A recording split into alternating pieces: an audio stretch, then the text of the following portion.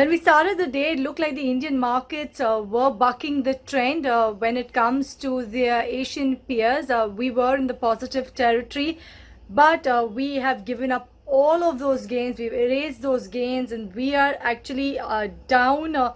In trade, Nifty has fallen over 200 points from the day's high level. It traded below 11,700 levels. You had Nifty Bank that fell over 700 points from day's high.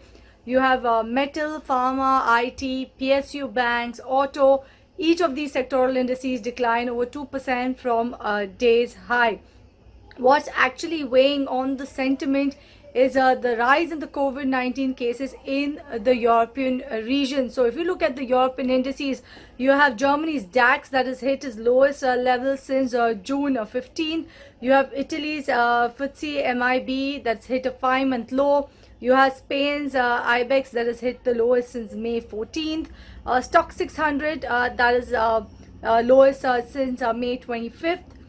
You have France's CAC's lowest since May 26. You have also the FTSE 100. There's UK's FTSE 100 that's at its lowest level since April 16, and this is all because of the rise in the COVID-19 cases in the European region. And also you have France's president that is all set to address the nation this evening, and reports are suggesting that he will likely go in for a national lockdown, and that is why you've seen all the stocks, most of the indices across the European regions trade with a negative bias. But talking back home and looking at what we're doing, earnings season it is, and you have earnings that is coming thick and fast. You have KPR Mills that's actually risen in trade today. It was up over 8% intraday after it had after its earnings that it had reported yesterday. You had Bharti Airtel as well that was active in trade today. You have Hero MotoCorp that rose by about 3.8% intraday because of its distribution deal with Harley Davidson. And also Hero MotoCorp will be in focus. It's going to announce its earnings this evening.